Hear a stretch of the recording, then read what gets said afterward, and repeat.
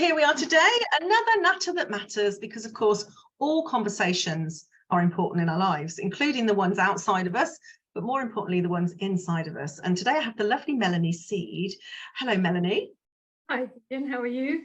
I'm good, thank you. I'm coveting the picture that's behind you, and for those that are listening to this, go and find the visual because you'll see an amazing piece of art behind Melanie that I'm coveting. Yeah, it's lovely.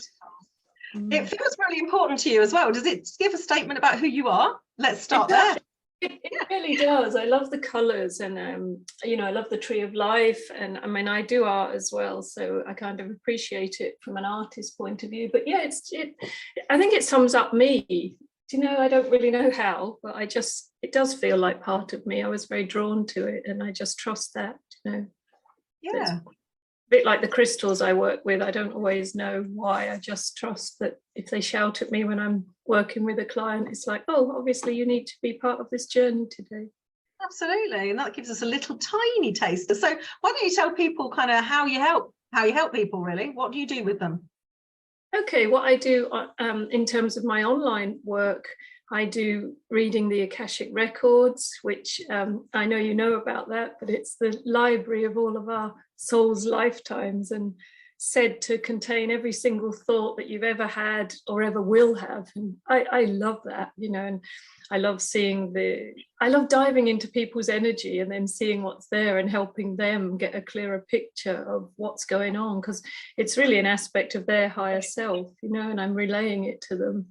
I get to tell people all sorts of things like their life purpose, and they're going like, why am I replaying this? And I'll see a past life thing coming up. So that's one aspect of things that I do. Another thing I do online as well is I do energy healing, and I do that remotely as well. I'll have a chat with people, and I do a mixture of IET, which integrated energy therapy, and then Reiki. So I work both on their emotional body and their physical body, because energy being what it is will just go where you ask it to go. So it doesn't matter if they're here or if it's online. So I like that too. I also do coaching. I help women. I used to think, I could heal the world and help everyone, of course. That's the song, shall we? Heal the world. Yes. Yes, but I realised that I actually have to be a bit more specific. And what do I really want to do? So I now help women. I guess the way I write it is that I help them go from a powerless, stressed, and lost place to an empowered place of feeling calm, having clarity and confidence, so that they can really reclaim the driving seat of their lives. So I think many people don't even realize that their, say, wounded inner child is in control, and and then they wonder why they're replaying the same old patterns over. So obviously I work with inner child healing to help them. So that's absolutely very important, and actually very big subject at the moment. It's all over my socials, and I do it too. And I do a talk called "Is Your Inner Child Running Your Business?" Because quite a lot of the time it's like that fear. In fact, I just coached a woman who was scared of pressing send on her email sequence. I'm like, your adult self isn't scared, but your inner self, your child self, is very scared of this at the point, to help her understand what's going on, because she's at loggerheads, and your clients are probably the same, where, God, I know logically that this is what I need to do, but for some reason I spend my time doing something else. I'm like avoiding it all. Yeah, it's a very interesting concept. So how did you get into all of this, Melanie? So how did your kind of career lead you to where you are? Well, I think my life led me to where I am, really, going through having my own wounds and needed healing. I went to see a counsellor, and it was her that suggested that I become a counsellor. So that's where I started. I trained as a counsellor, and it was just through healing my own wounds and my journey of what did I need to do, and how could that help anybody else. So I love angels, I love crystals, so that led me to the holistic side of things, and I realized that actually I can blend all of these things. I grew up getting a proper job, as my parents called it, doing accountancy and all of that, until I realized that my soul was dying. And so I started the counselling, and through the counselling I actually learned that a lot of people find it difficult to talk. So then I trained in art therapy, so I can give someone an exercise of an art to do and then describe it to me and relay it to me. And then, you know, they usually hand it back to me as if I'm going to tell them. And then I just go, no, I want you to tell me the story of that, you know, and then they realize, oh, that's going on. So I know that maybe I've gone slightly off your question, but yeah, it was my own life, my own wounds, constantly picking toxic relationships, you know, people that weren't available to me. And I realized then I wasn't actually available to myself. Yeah, absolutely. I think there's a lot of that as well. I often think, why is this happening to me? How am I creating this? Like, what is my energy saying? What is how I'm treating me, showing everybody else how, you know, how to treat me. So people learn from how you treat yourself. So if you don't show up for yourself, other people don't. It definitely happens like that. The art therapy, which has got all sorts of guises, hasn't it? One of my clients does neurographica as a coaching modality. So not being able to, not having to talk it through, which yes, a lot of people with, especially those more logically minded, introverted, kind of high auditory people, as we call them in NLP. And I remember I started off as a person-centered counsellor, which I look back and think was the worst career choice for me possible. I did the training, and I just remember thinking, I want to be able to lead you to a solution. So I know I was more solutions-based therapist, so I kind of, you know, took that angle. But I remember the first ever exercise we did, you've just completely triggered me back there. I was much younger. Was we had a piece of paper and she gave us a tin of buttons, and we had to choose the buttons that represented our life and put them on this paper, and there was no other directive apart from that.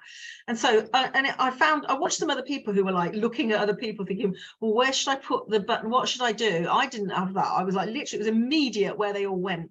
And then she said, you know, exactly what you just said, explain this. And it was fascinating to get that kind of real bird's eye view of my life, like I'd never had before, because we kind of live in it, don't we? We don't kind of get a view of it, whereas the brain has a completely different way of seeing things. So yeah, very powerful art therapy. And I think people think they're just drawing, but they're not at all. They're drawing stuff out of them that they can then understand. So yeah, very powerful modality. Very good, excellent. And so no, you're not going off the thread of the question, because it's all, everything is something, isn't it, as you know, in a conversation. Yes. So how did you go from then there to putting it all together? And I think, you know, I help people with business building, and very often they don't know how to go from, I love this, I'm good at this, I've got experience with that, to put it all together to create something powerful. So how did you get from what a few, you know, doing this and putting it all together? What was that journey? Oh gosh, I think it was a journey of believing in myself slowly. You know, it was slowly. I had to peel back layers, and then you think, oh great, I've done that, and then the next layer just goes here, you know. So it was really about peeling back the layers, realizing that I actually had something valuable to offer people, you know, that I didn't have to just say, oh, I'm a holistic therapist, or I'm this, or I'm that, that actually, you know, I have a whole toolbox of skills.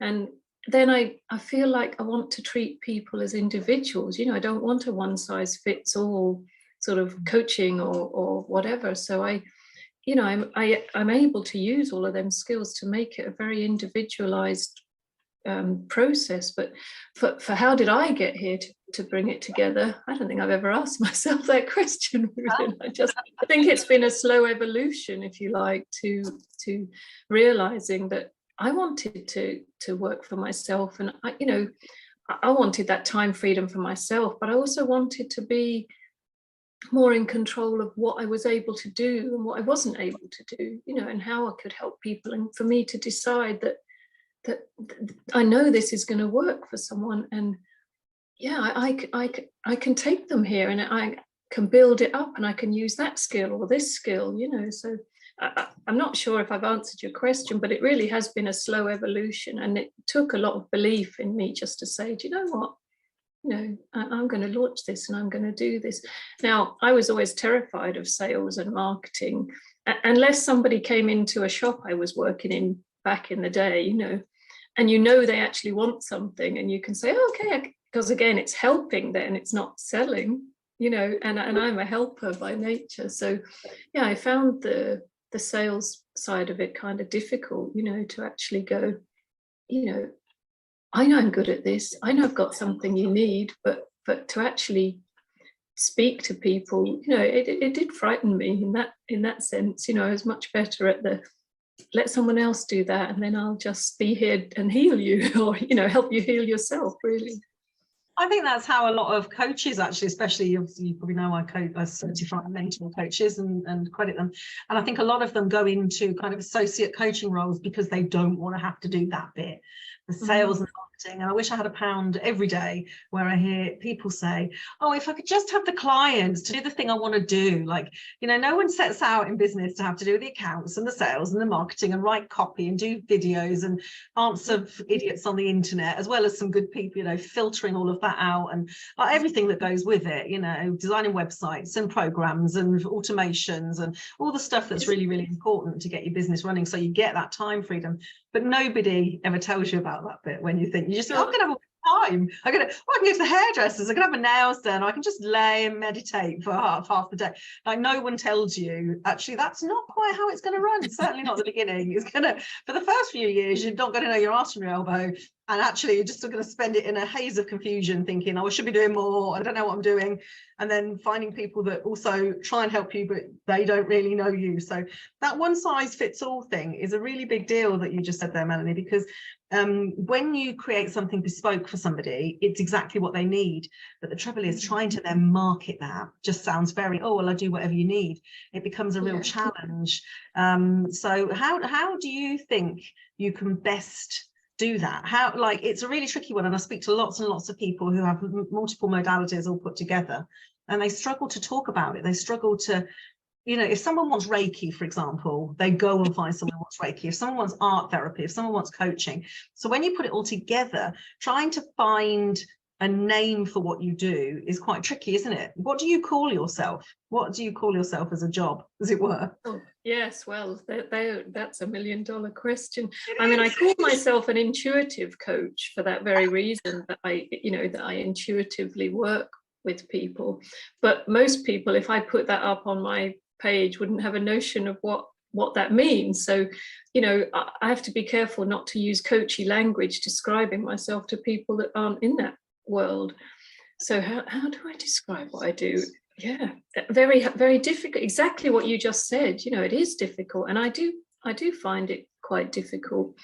But yeah, I'm an intuitive coach. I'm a holistic therapist. I guess I'm, all of those things. But as you say, no one goes searching for somebody that has all of those skills. So I do find it quite hard to, and yeah, even for myself, like to describe myself to the world, if you like, and let people know what I do. Yeah, sorry.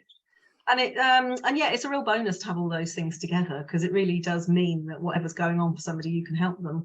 Whereas most people don't see it like that, do they? It is tricky. I said it's a problem I had for much of my career at the beginning, doing business coaching, mindset coaching, everything in between, money mindset. How you get that across is really quite tricky. I came across the term therapeutic coaching, which I quite liked. Oh, therapeutic coaching, yeah. And if you put the holistic in there, so just a little, can't take the coach away from the interview, sorry, Melanie, but yeah, like therapeutic, holistic coaching, kind of, if someone understands what those things are, they're probably your client anyway, aren't they? So, but it is isn't it? I think finding that when you are so many things within one thing, it's really tricky. But yeah, but I like that, because that sort of blends the two things without saying, oh, I'm this and I'm this, if I can have a title. So thank you. No, I appreciate your coaching. That's perfect. We never not really in that mode, are we? Just trying to leave a space better than we found it. A person, a situation, a thought, a problem, a challenge, always is my vocation in life, as I'm sure it is yours. Yeah. I mean, oh, sorry, go on. Oh, carry on.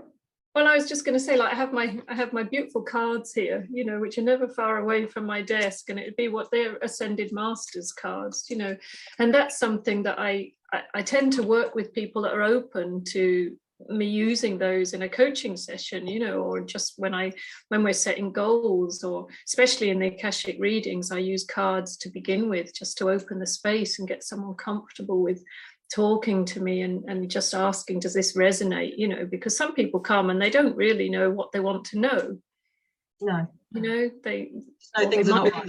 Yeah, or they might do, but they might tell me like 10 minutes before the end of the session, when the trust is built up. So I quite often use the cards, and I used to think I was going to call myself a spiritual coach, but I think that could put a lot of people off. So it's quite difficult, to. Yeah, there's that balance. But also, you would only put the people off who are not right for you anyway if you called yourself a spiritual coach, because some people would never go to a spiritual coach. Doesn't matter, and you don't want those people. Whereas some people are looking for that because there's not many of them really. Spiritual coach myself, never talk about it. I'm a spiritualist, have been for 25 years, so that's why we connect on such a good level. So I use a lot of different tools in what I do, same as you do, but actually not everybody's looking for that.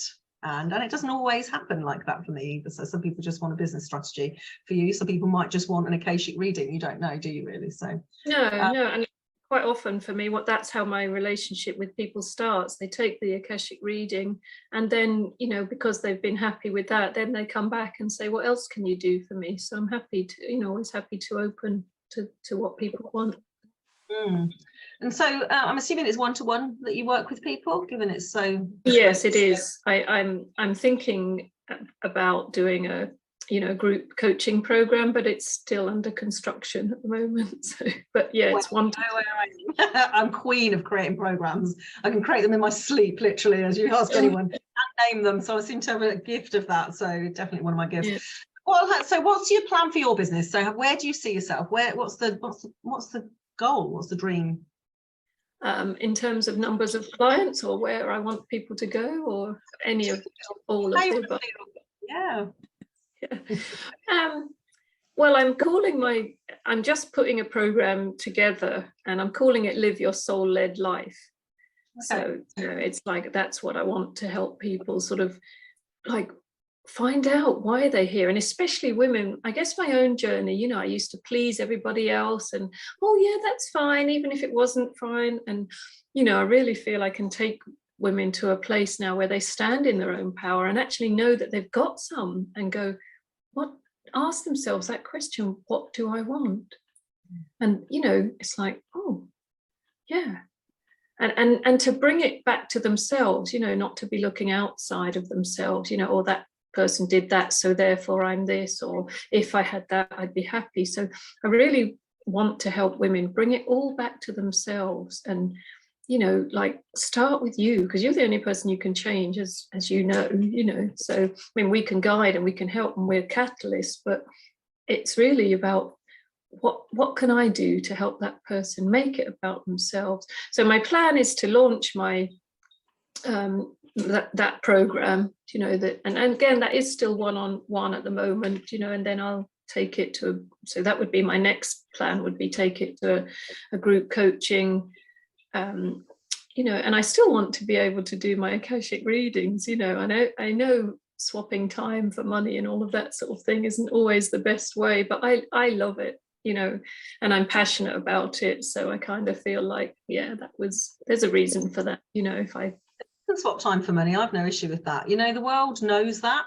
I think some, people say, don't swap time for money, and I think there's definitely times for pricing regarding outcome or experience, and there's definitely that, and I have those programs myself. But actually, I still have an hourly rate, because sometimes when someone wants to coach me, they just want an hour and they want to know how much it is. They don't. It's simple as that. We go to a lawyer, they'll charge us by the hour. We'll go anywhere and they'll charge us per job or per hour. So I think the world knows that. So use it. I think when I just had it, I was meant to have a client coming tomorrow, and she texted me, and I did a healing session on her last week, and she texted me and said, I'm going to postpone that. She said, I don't know what you did to me. She said, but it was so good. I feel like I'd like to, I'm handling situations with ease that used to stress me out, and I'd like to just navigate on my own for a little while and see how I go. So I'm like, I've never been so pleased to have somebody cancel a session. You know what I mean?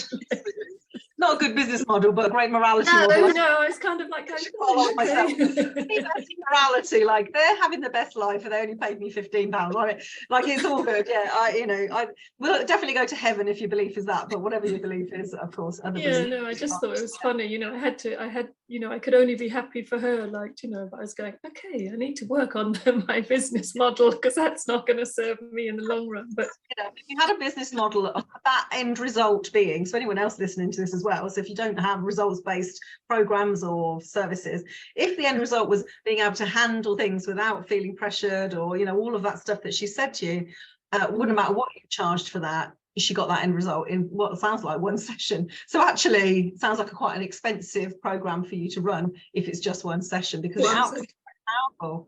It's a bit like years and years ago, I used to have a recruitment agency, and we used to charge a percentage of the salary. And I remember filling one of the roles in a day. I literally knew exactly the candidate. They gave me the brief. I went and spoke to the candidate. They said it's perfect for me. I got them in for an interview the next day, and they offered the job. And when I sent the fee in, they said, well, you only did 24 hours worth of work. I said, no, but I'd done 20 years worth of work on knowing exactly how to find that candidate, sell your job, get them to come to an interview the next day, and coached you on how to offer that to them. That's what the fee is for, not for my time. So there are definitely outcomes that are worth money and not the time that it takes for them.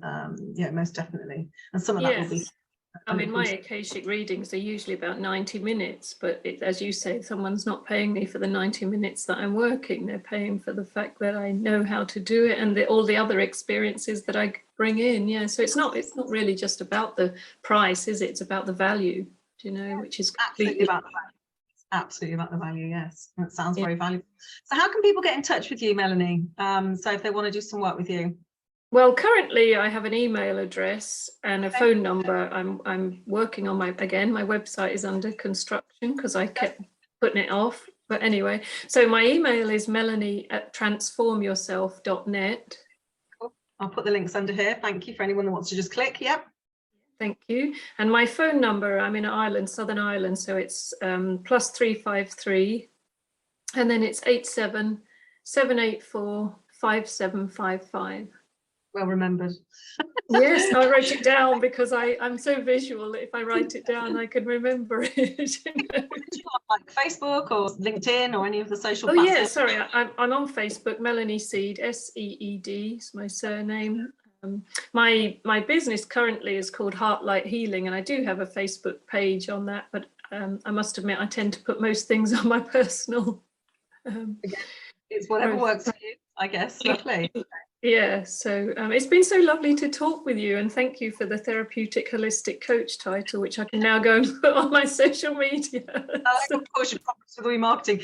No, but that's been lovely. Thank you so much for spending your time with us today, and good luck with it all. And obviously, if you need any help, you know where I am. And if you're listening to this and you know that you need Melanie's help, or my help indeed, get in touch and connect and make sure, you know, just find out a bit more about what's going on and how you can be helped. So because you have to have help, like especially if you're building a business, and you have probably clients that are in that space.